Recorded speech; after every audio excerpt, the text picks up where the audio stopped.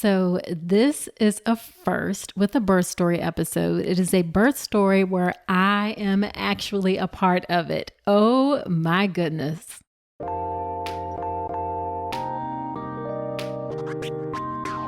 Welcome to the All About Pregnancy and Birth podcast. I'm Dr. Nicole Calloway Rankins, a board-certified OB GYN who's been in practice for nearly 15 years.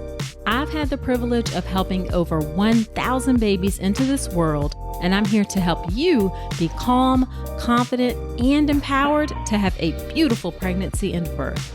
Quick note, this podcast is for educational purposes only and is not a substitute for medical advice. Check out the full disclaimer at drnicolerankins.com/disclaimer. Now let's get to it. Well, hello there. Welcome to another episode of the podcast. This is episode number 99. Thank you so much for being here with me today. In today's episode of the podcast, we have another birth story, and birth story episodes are probably my favorite because, and I've said this before, they give me a glimpse into birth that I don't normally get. I always learn something new from every single birth story, and this one is no exception.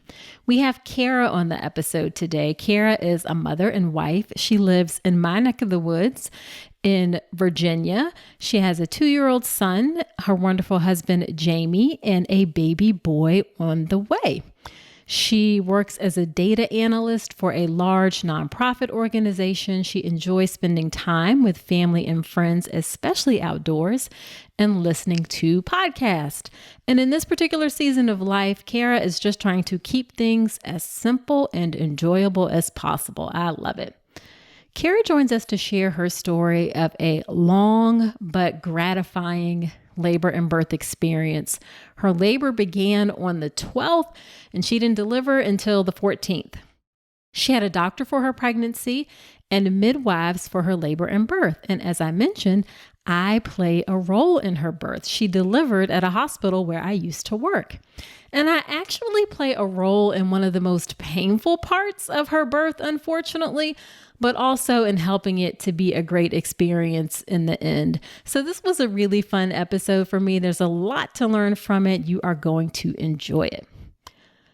Now, one of the things that Kara talked about is how important her childbirth education was to helping her during her birth. She did Bradley childbirth education, and I could not agree more about the importance of childbirth education. That is why I created my online childbirth education class, the birth preparation course. It ensures that you are calm, confident, and empowered to have a beautiful birth.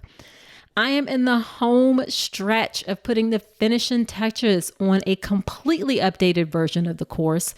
The course content itself was already great, but it did need some more visual elements to help bring it home a bit stronger. So I'm completely re-recording the entire thing and it will be launched at the end of this month.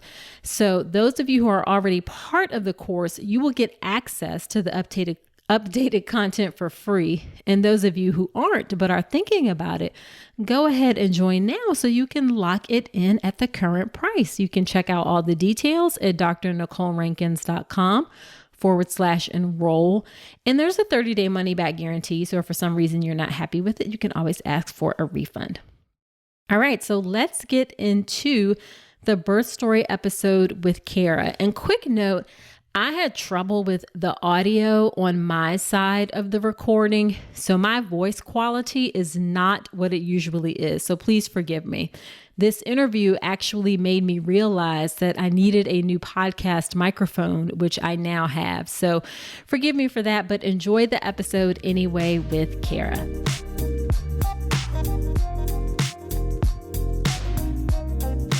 All right. Well, Kara, thank you so much for agreeing to come onto the podcast. I had no idea when you filled out the form until we just talked a few minutes ago. I don't want to spoil the surprise in a way, but maybe I do want to spoil the surprise that I am involved in your birth story. Yes. I even looked you up to make sure. I was like, it's got to be the same person. there's no other Dr. Rankins at that hospital. Pretty much. Yeah. No. Oh, well, I am Yeah. super excited. This is a first where someone whose birth I was involved in is coming on to the podcast, so I so appreciate it. Nice. So, Great. why don't we start off by having you tell us a bit about yourself and your family? Well, I live in this kind of a suburb of Richmond, Virginia, and I am a mom and a wife. My husband is Jamie, and he works close by and for a large bank, and then I work in nonprofit. And we've both been in those industries for almost a decade, and then we decided to expand our family, and we have a son who is a little over 2 years old. He just turned 2 in September. And I am actually pregnant right now with my second, and I am due February 4th. All right. Well, congratulations on baby Thank number you. 2. Thank you. Yeah. So, why don't you tell us a bit about what your pregnancy and prenatal care was like? So, my first pregnancy and prenatal care was pretty uneventful. When I listened to other people's birth stories and pregnancy stories, I'm like, wow, I really had it pretty easy. I will say that I was nauseated the entire time that I was pregnant, and it wasn't, I never got sick, but it was just basically like feeling like you're seasick all the time, Oh, and goodness. that motion sickness kind of having to at least can't go very long without something in my stomach. Like I can't go more than like 2 hours, 3 hours without something, except if I'm asleep. And then I remember the first pregnancy was I had the weirdest taste in my mouth the entire time. It was like metal, like a metal taste. But I mean, other than that, I didn't have any big issues. Right. I mean, I walked every day. Of course I was working full time, so I just plugged along. And I remember my OB telling me, like, you have just a boring pregnancy. I don't have anything to tell you about it. And I will say, the first one is always eye-opening. I didn't realize how much my body would change and how, even afterwards, how much it would change. I guess I thought, oh, you just have a baby and you bounce right back, or you have a baby and you just have a belly and that's it. Right. It's like, no, that's wrong. So then, yes, the first pregnancy was, and this one is very similar. I still have the nausea and exhaustion, which has happened in both, and it lasts the entire time. So whenever people are like, oh yeah, after 12 weeks, you should be good. You shouldn't have any of that. Okay. I know. I'm like, no, I'm sick the whole time. So yeah, that was my pregnancy and Yeah. just my entire experience with that. And it's weird how it's like why the weirdest things that happen, like the taste thing, like what in the world, what hormones, what things are coming together to make this weird thing happen, and they almost always immediately stop, like very shortly after birth. It's amazing. I just remember, and the food aversions are so annoying. Like this pregnancy, I can't have anything that has red sauce on it. Like anything that's too, like marinara, Right, which is, right. I can't have that. I cannot. And I finally have been able to have like coffee a little bit here and there, but those are the two things. And like vegetables, I remember this pregnancy and my first pregnancy, I was just averse to vegetables. They grossed me out. I don't know what the purpose, I don't know if you have any insight. I don't know. We don't know. Yeah, it's weird. Yeah, I don't know. And it's like you would think you would want those things while you're Exactly. pregnant, but no, I basically ate like a teenage boy from the time I started to get, the first kind of signs of pregnancy where you start feeling nauseous and you start getting the symptoms probably around like week 6 or 7 or 8 or something. And then I had the food aversions and like just didn't want to eat anything with a vegetable in it until like week 25 or something. So lots of like things where I had to like hide vegetables in it, like smoothies, or you would not see me eating a salad. Right. Let's just put it that way. Right. Oh, well, how did you feel about your prenatal care that you received? I had a really great OB GYN. She was really open to me going medication free because my plan was I didn't really want the interventions. I wanted to be in a hospital. I just didn't want I didn't want to be induced. I wanted to be able to go as long as they would let me go. I wanted to go into labor naturally, and I wanted to go as long as I could without medications. And they were so open to that. It was really nice. Awesome. And that'll play into like the story also once we get into it. All right. Yeah, I'm excited. So what did you do to prepare for your birth and doing this unmedicated birth or low intervention birth? My husband and I took the Bradley method classes. Okay. And, this was before COVID, so we could go in person. And it was like a 12-week class, and we learned so much about birth, which I will say that by itself was helpful, just knowing which phase you're in or what terminology they're using, the doctors and nurses, and you know what they're saying. You know what everything means, and you're not, going into it with not understanding what, +3 station means or any of that terminology. It was just really helpful to know that going into it. So important that people do some sort of childbirth education so you have an understanding of the process. Absolutely, like critical. Yeah, for sure. So what are some things that you wanted for your birth other than to have an unmedicated birth or low intervention? I would say that was really it. And I just didn't want those things. I think going into this second birth, I'm way different, but. Oh, interesting. Well, you might as well talk about that. Do you want something different this time? Yeah. I mean, after going through what I did, I realized that even though I had all the information and knowledge and the facts, I was not very good at relaxing. So it made it a lot more difficult for me during my labor. I didn't know what I was getting myself into, even though everyone tells you. Like I remember my sister pulled me aside and was like, this is going to hurt a lot.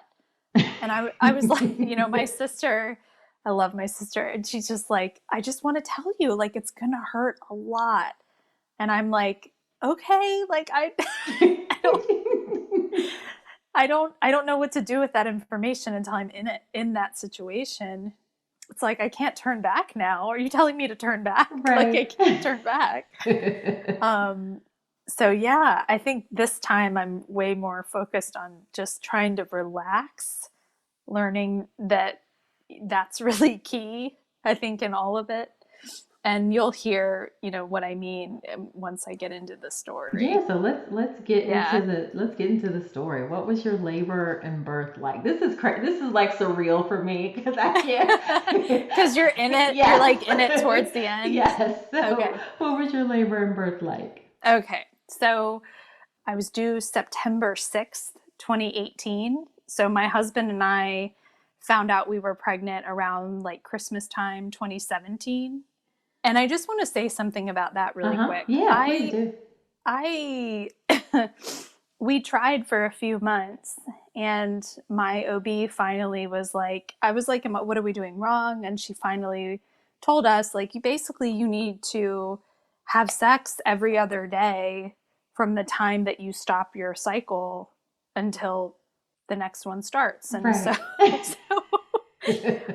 Which I was like, oh, okay. And so we did that, and it worked. I didn't know the fertility awareness method or anything at that point. I do now, but at that juncture, I didn't. So we were just like, well, we've got to hit it at some point. Something has got to happen if you're having sex that much. Right.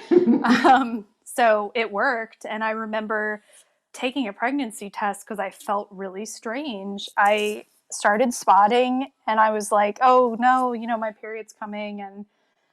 And then nothing happened. It was like a few spots. And I was like, this is interesting. And then I remember my breasts got so sore. And I was like, this is weird. Why is my period not here yet? And we went up to Long Island for Christmas with my sister-in-law's family.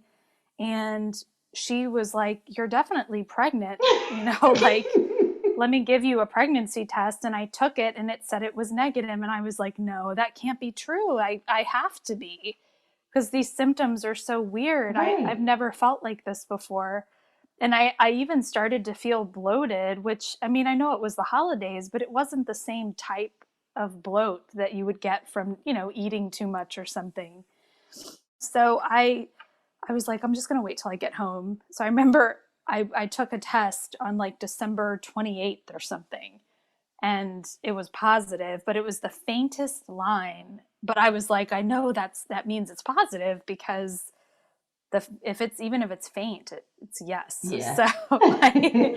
So we found out around then, and then, the due date was going to be September 6th. So then we found out about halfway, I guess, 20 weeks through, because we ended up not doing the genetic testing with our son. Okay. Did you just decide that you just like the information wouldn't help you, or? I guess at the time I was a tad bit younger than I am now, and I was like, if anything's wrong, they'll catch it on an ultrasound. We don't need the genetic testing, because I'm not gonna, if I find out that my child has something, I'm not going to abort the fetus. You know what I mean? So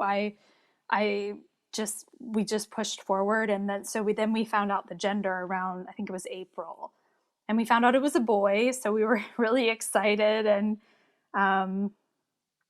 at that point we just kind of, went about our business. My pregnancy pressed on. I remember we went on kind of a baby moon to Charleston, South Carolina in like June, which it was the hottest.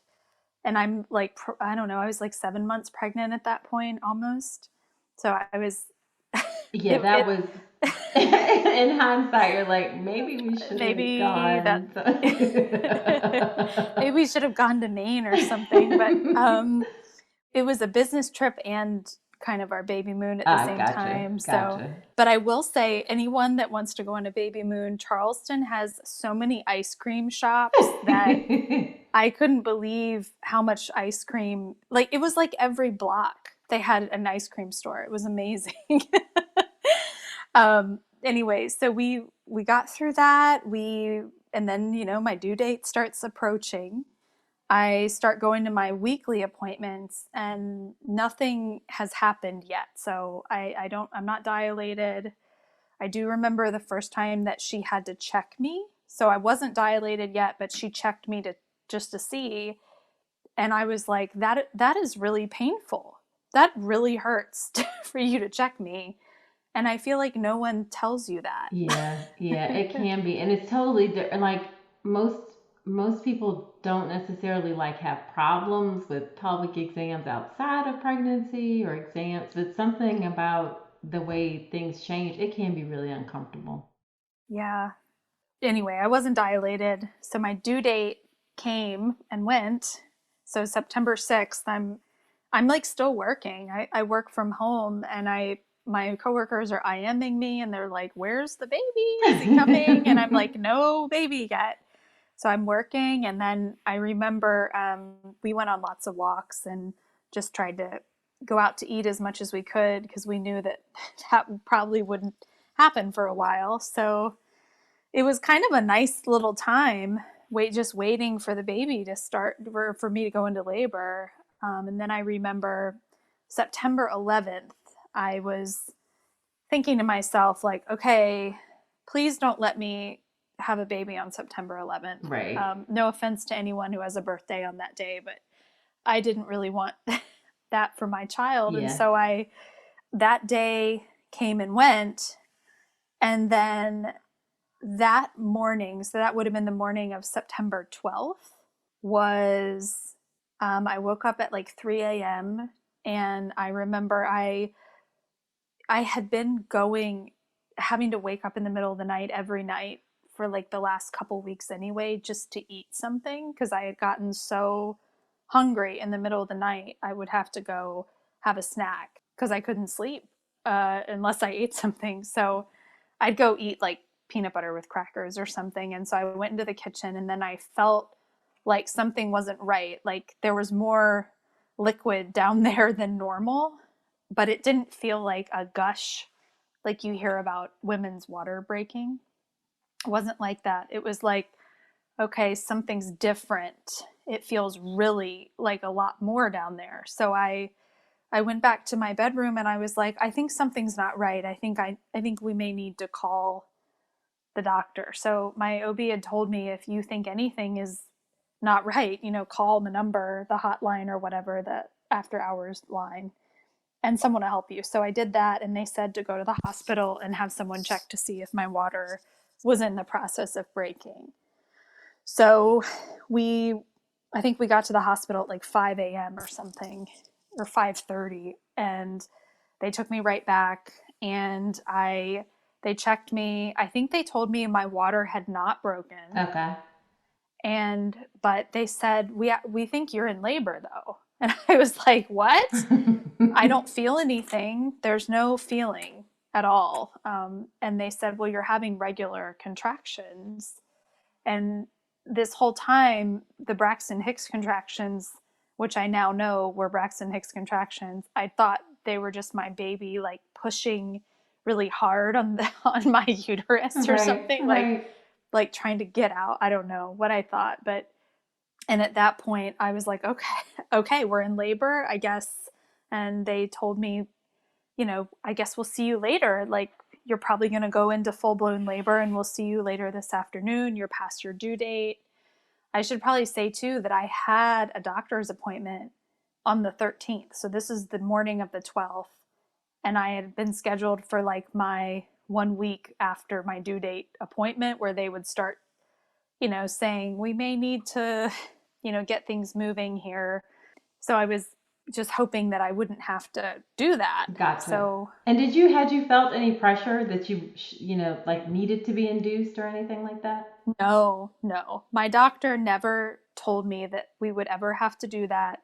She was just trying to warn me that if we go too far past my due date, that I would need to make a decision whether I wanted to keep going, because I don't know if she was allowed to let me go very much longer if I was still going to be in her care.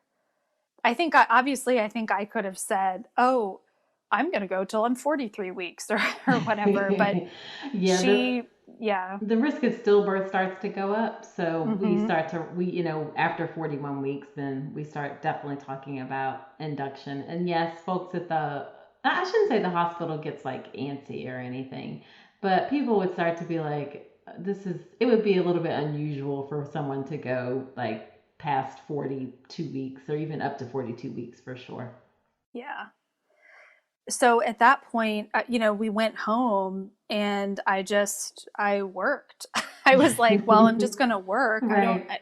I'm not in pain. I'm just going to work. So I started working, and I remember I got through most of the day. And then I would say around 1 o'clock or 2 in the afternoon, I started to feel a change. Like, these are starting to get, like, there are a lot of pressure. I'm starting to get tired.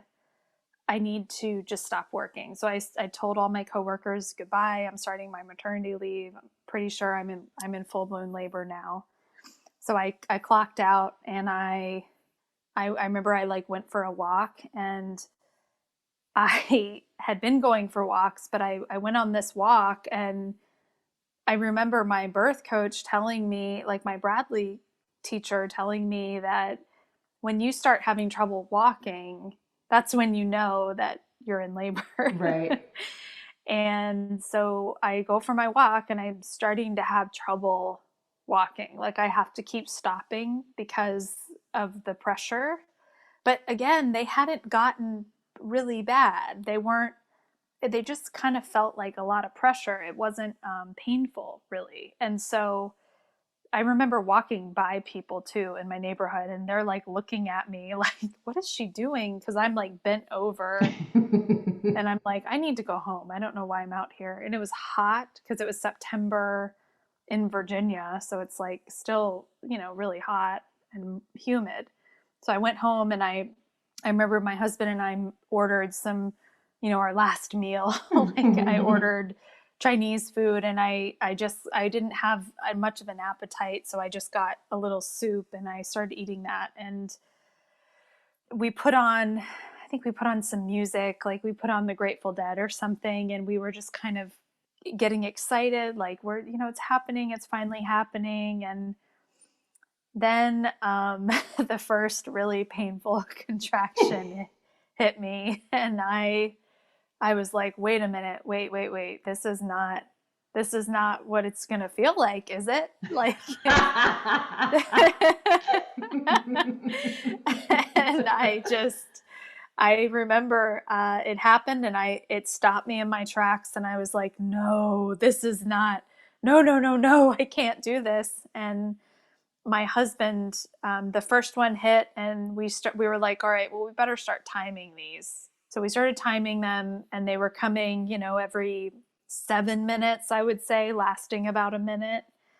And then the next one came and it was just as painful. And I held on. I remember I grabbed my husband and I was like holding him, like had my arms around his neck. And I started crying. I was like, there's no way I can do this. No, this is terrible. I'm so scared right now.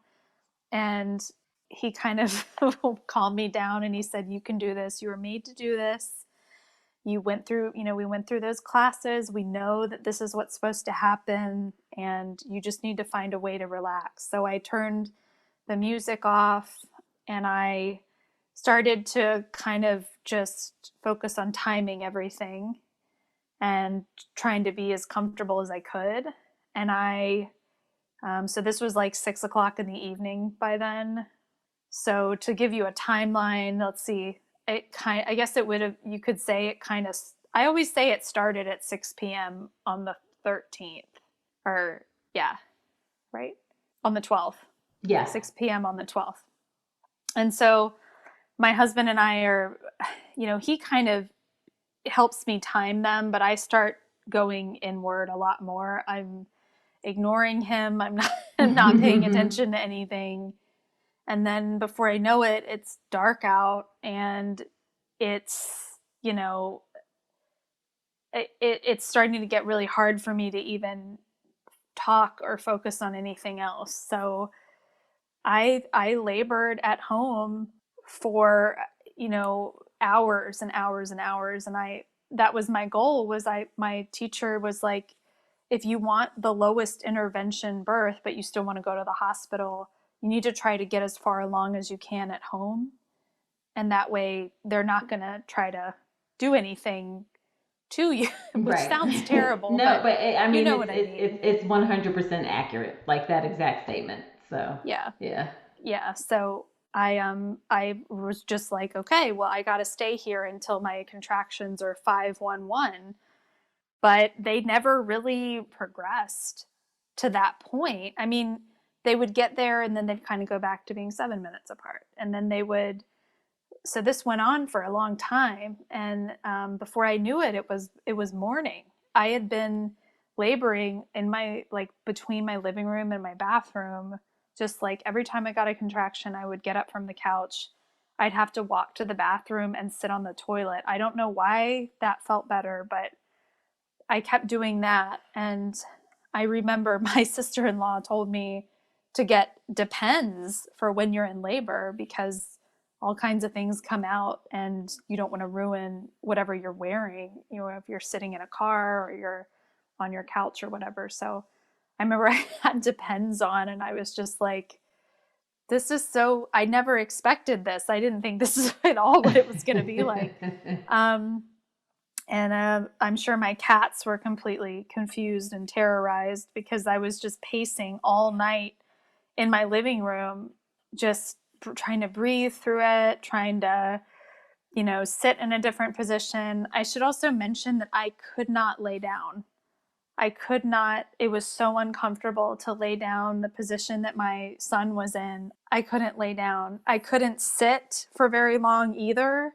So trying to sleep was impossible. So they always say, well, you can sleep. You can go to sleep if you're tired enough or between contractions. And I was just like, that's impossible. So I had been up all night, and then, morning came and my husband had gotten some sleep, and he came into the room and he's like, do we need to go to the hospital soon? What's happening? And I'm like, I'm not going anywhere. I can't go anywhere. And he's like, well, you have a doctor's appointment at like 9. And I'm like, I'm not going to that. No way. No way. I'm not driving. We're not getting in a car. We're not going anywhere. And, he had to put his foot down and get me out of the door. And he called the doctor and they said, she needs to come in. We need to check her. We don't know how far along she is. And so we drove to the doctor, and that was the worst car ride of my life. It's not even that far. It was just terrible when you're in labor. And so I get there and I hobble in. I look terrible. I'm like crying at this point. I just am so exhausted and in so much pain. And then they tell me that I need to fill out some paperwork because their system went down, and I have to like refill out a bunch of paperwork. Right. And you're like, I can't. Like, and I'm at an OB's office. So I'm like standing in the waiting room in labor, and there's all these other women sitting there pregnant looking at me, and my husband is trying to comfort me, and I'm like standing in the corner facing the wall, like crying, just hating every minute of this. And just, I feel bad for any woman who had to watch me in that waiting room, because they were probably terrified of what they were about to go through. So they took me back, and my doctor checked me, and I was 6.5, I think. Oh, nice. Right. And so she's like, you need to go to the hospital now. So we drove home, we got our bag, we drove to the hospital, and I think I got there at like 10:30 in the morning. And so this would have been the 13th now. So it had been a while already. So I got there and they took me back, and I immediately, I remember it took me forever to walk down the hallway, and the labor and delivery unit, I had to keep stopping. It was just took me forever. And then I got into the room and I saw the equipment and like the warmer and the everything. And I just lost it. I lost my mind. I started freaking out. I was like, it just hit me like, oh my gosh, like this thing is going to come out of me. I have to push this out of me. And I was already in so much pain that I just couldn't fathom that this was happening. Right. And I remember the nurses, gathered, and one of them pulled me aside and was like, just breathe. Okay. It's okay. It's okay. And finally I had signed up for the midwife program at that hospital. And so things calmed down a little bit once there weren't as many people around, and there was just the midwife, and she was so nice. And I think her name was Jenna, Jenna or Jen. Yep. Jenna. And she was so sweet and, said, I'm just going to leave you alone because that's what you said you wanted.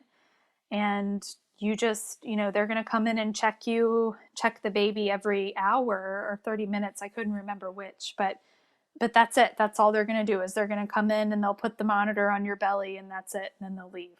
And so I just labored in there for a really long time. I mean, it was 10:30 when I got there, and everything was kind of a blur after that. I will say the nice thing was that I was able to eat and drink during my whole labor. So I was able to have I had some frozen mango. I had these little protein balls that I had made, and I had, some juice and water and stuff. So I had the energy I needed, but I think what I really needed was to relax and go to sleep, because I hadn't slept, and that'll play into what, the kind of this as it progressed. So I don't remember. I think they checked me at like 3 p.m. and I was at an 8. So I had not progressed a ton from 10:30 to then. So I kept laboring. At this point, I had been at it for so long. Everything, just felt like nothing was sacred. I think I had taken like all my clothes off. I was just wearing a hospital gown. I had no underwear on. I was just like sitting, I just didn't want anything touching me. And my poor husband, like, he had gone through the Bradley method class with me and was expecting to be, having to comfort me and massage my back or my shoulders this whole time. But Right. I did not want to be touched at all.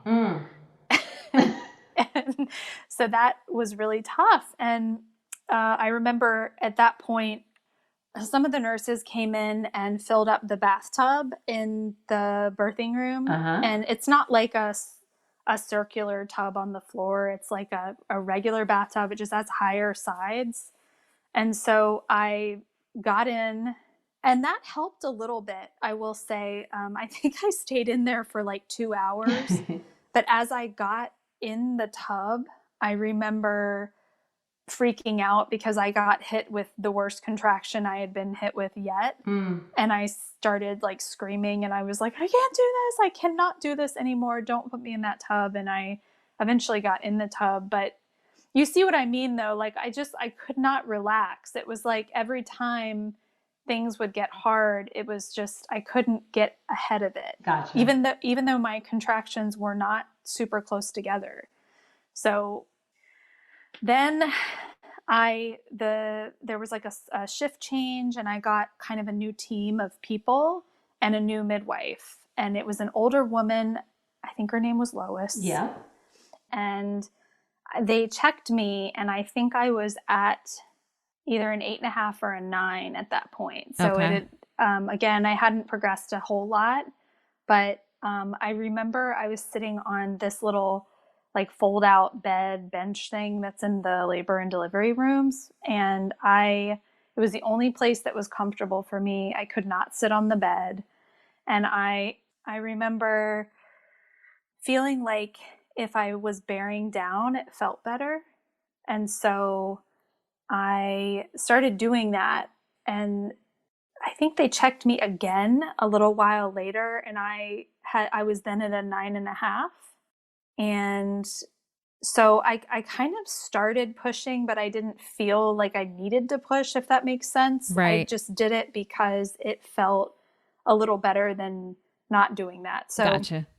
then I remember I started laying down, and I had my feet up, and like Lois was I was trying to push basically every time I had a contraction.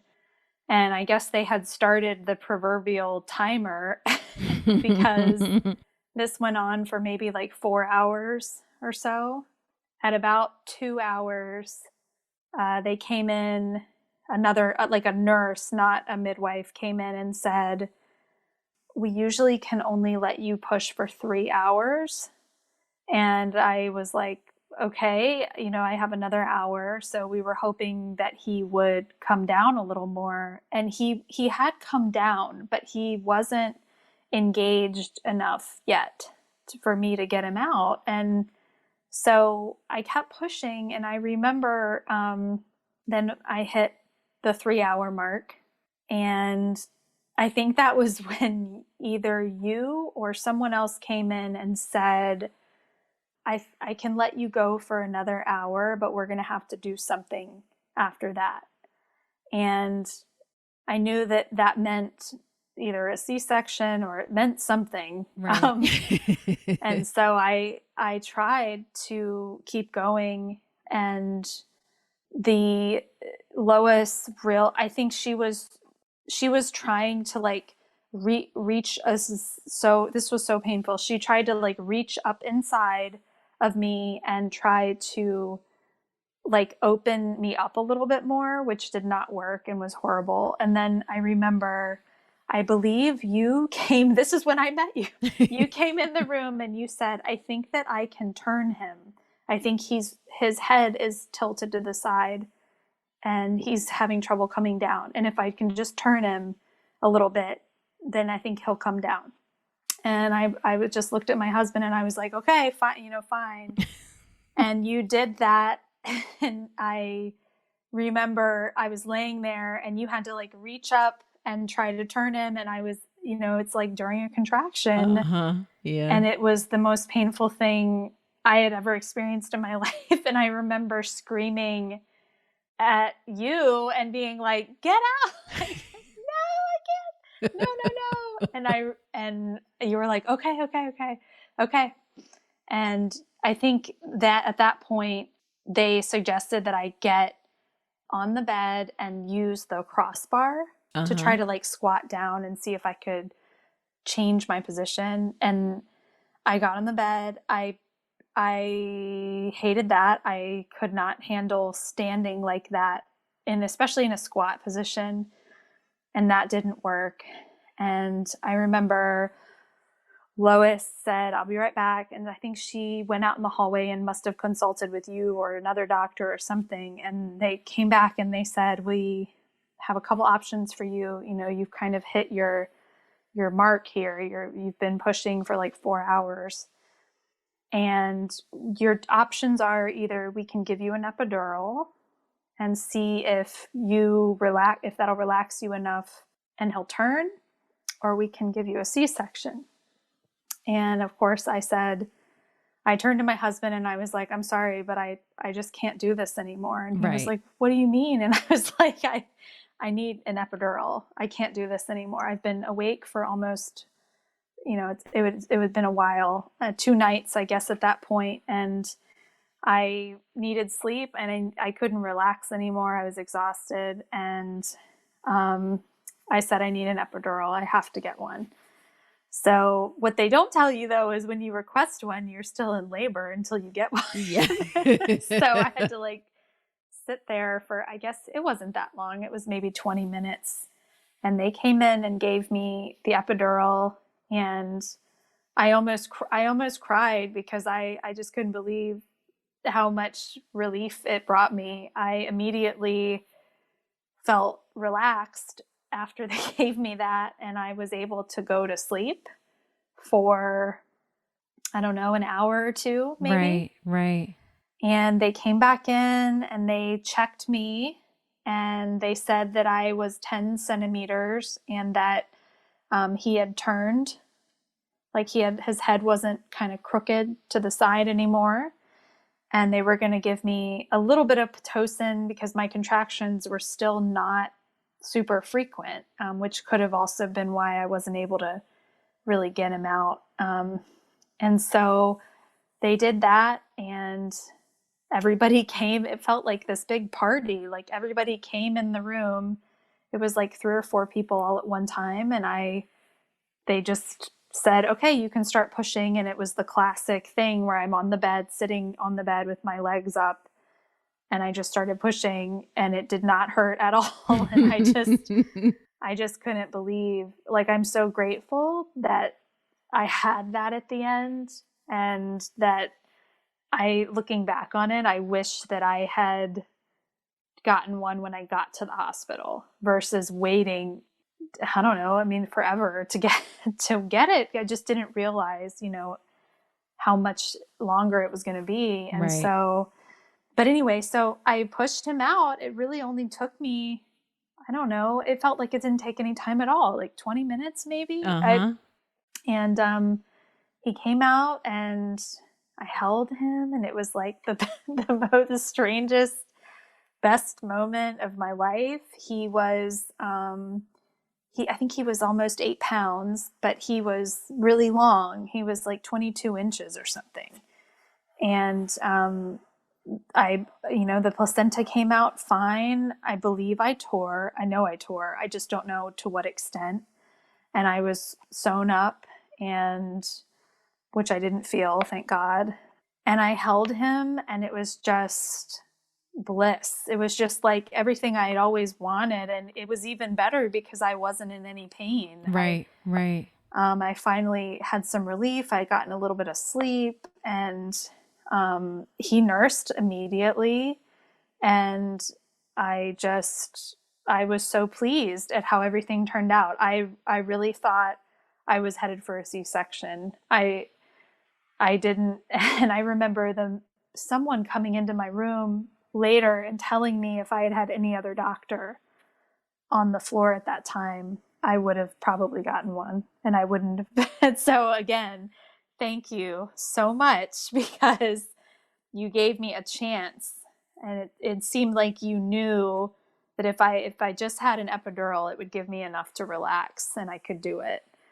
'Cause he wasn't stuck. It was just like his head was tilted a little bit. It wasn't like my pelvis was too small, or he wasn't in distress either. The entire time, every time I had a contraction, they said his heart rate would like speed up. It was almost like he liked getting contracted on or something. So, they said he did great in labor. So I didn't have any dangerous things happening. So that probably helped. But yeah. And then I remembered to kind of talk a little bit about the food thing. Right after I had Guy, his name is Guy, by the way.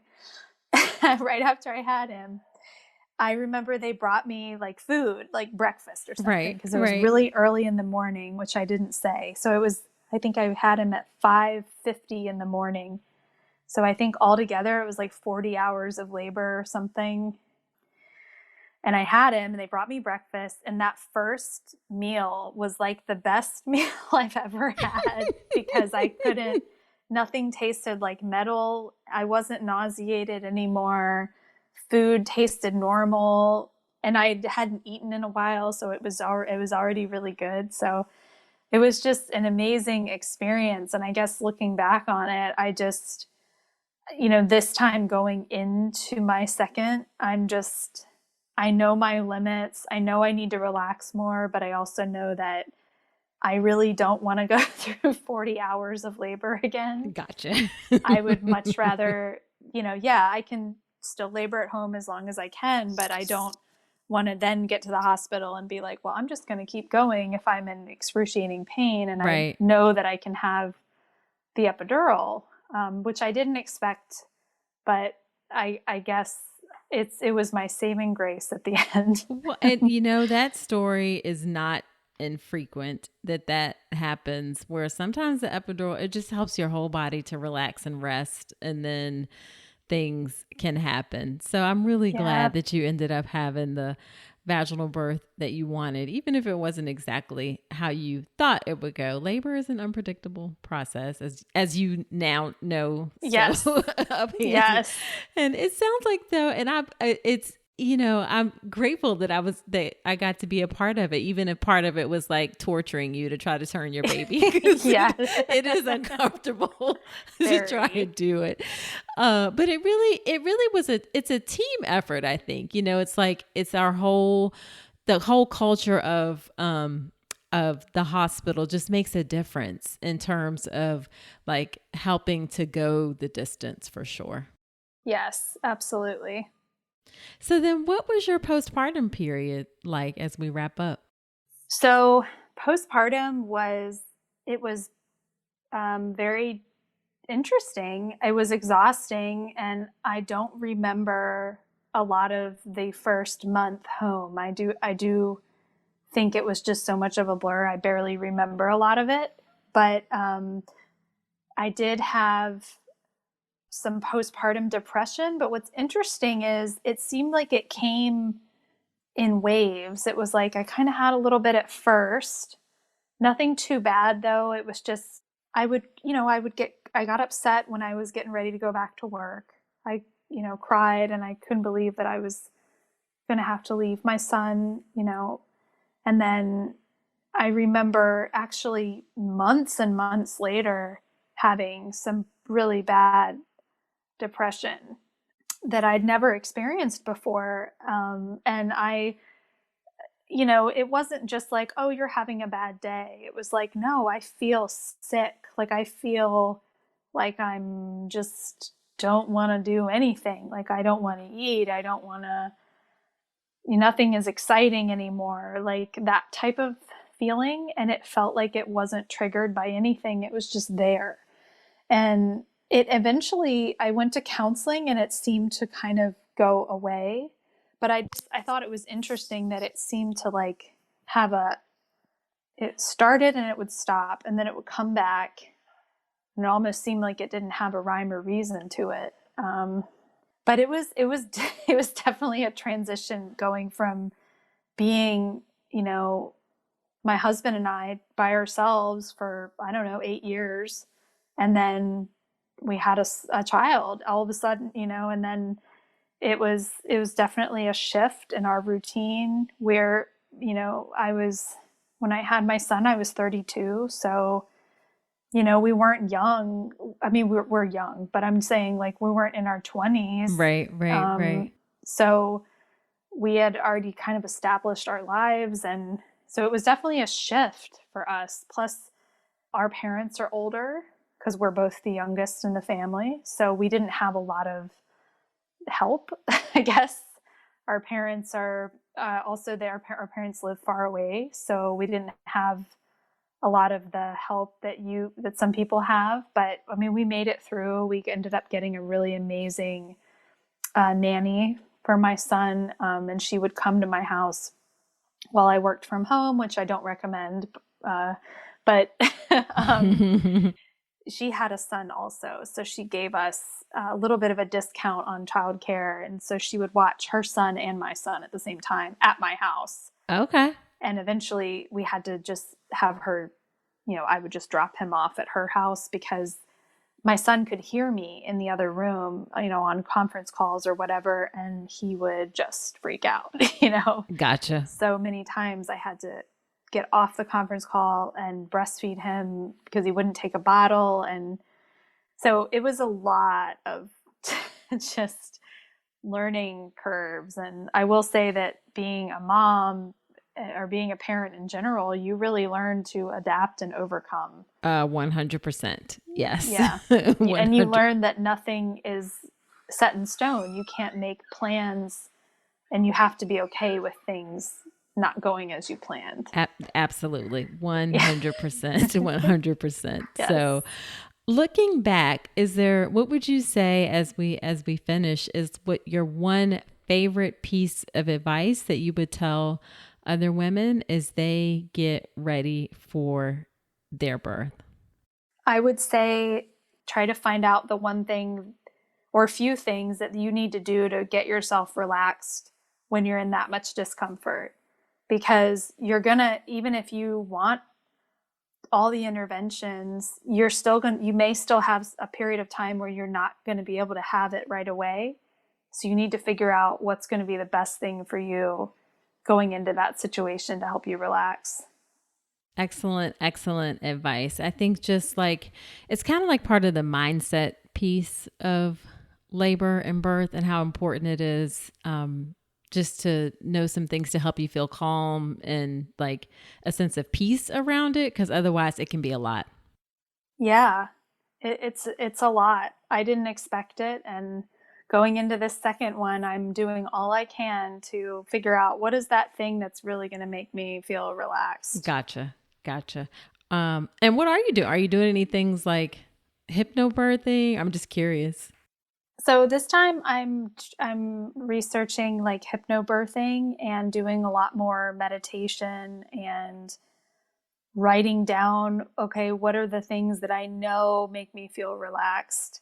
And that's my course of action. This time I'm going to try to do the same thing where I labor as long as I can at home, but I am not going to be afraid to get to the hospital and immediately get an epidural. Gotcha. Just because this time is so different. I have a child already. I'm already tired a lot more. So the thought of going into a 40-hour labor is like, no, like I need to sleep. I need to be ready to nourish this next child. And I don't want to be tapped like that again. Gotcha. That makes perfect sense. Perfect sense. Well, thank you so much for agreeing to come onto the podcast. And Thank my you. apologies for our technical difficulties. I don't know what's going on with the software, but I appreciate your patience while we got this recorded. It was a really great story, tons of useful information. And I just so appreciate you coming on. And I'm so grateful that I got to be a part of it. Me too. And I wish you all the best. I just wanted to say again, thank you so much, because I think I would have been headed in a different direction if it wasn't for you. Oh, thank you. You're so welcome. All right. Well, you take care.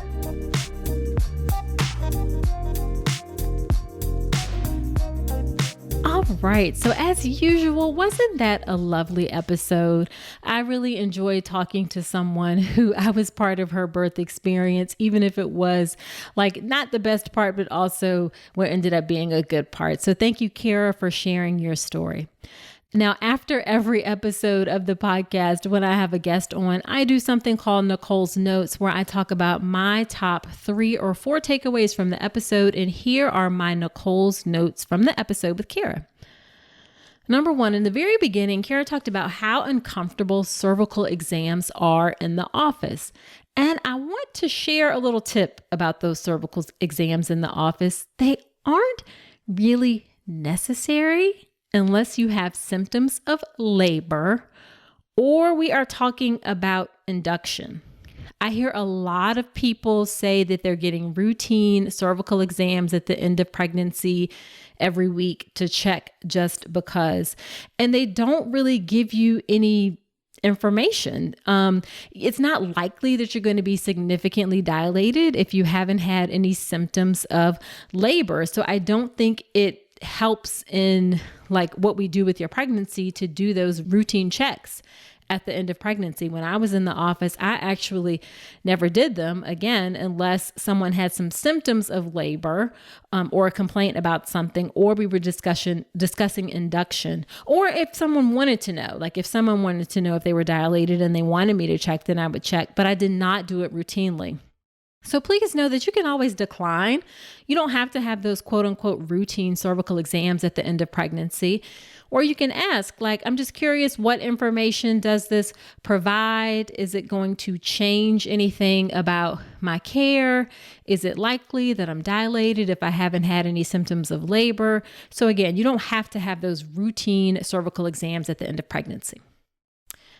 Number 2, the moment that Kara described of, oh, wait, hold up. This is a contraction, when she really feels it and it's like, oh my goodness, this is a lot. That's a really, really common occurrence, especially with your first baby. So don't be surprised if you go to the hospital, you think you may be in active labor and you're not quite yet, and it's still that early part. It is not uncommon that you don't appreciate how intense labor can be until it gets to that intensity. So don't feel guilty. Don't feel bad about that at all. Those contractions really need to be strong enough that they're taking your breath away. They're requiring all of your attention in order to focus and get through them. So just be mindful that you may not always know when they're at that point until you get to that point. And then the final thing I want to say is I love how Kara just really comfortably accepted that she got an epidural and that it was the right thing for her to help her relax, and then she'll probably get it sooner the next time. Now, I'm not saying that you should get an epidural or that you should not get an epidural.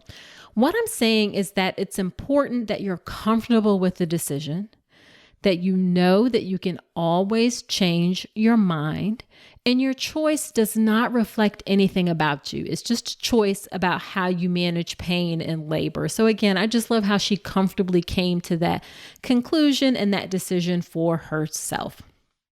So there you have it for this episode. Be sure to subscribe to the podcast in Apple Podcast or wherever you're listening to me right now, Spotify, Google Play, Stitcher.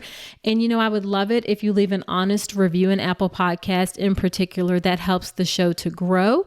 That helps other women to find the show. So I so appreciate those kind reviews. And I do shout outs from those reviews from time to time as well.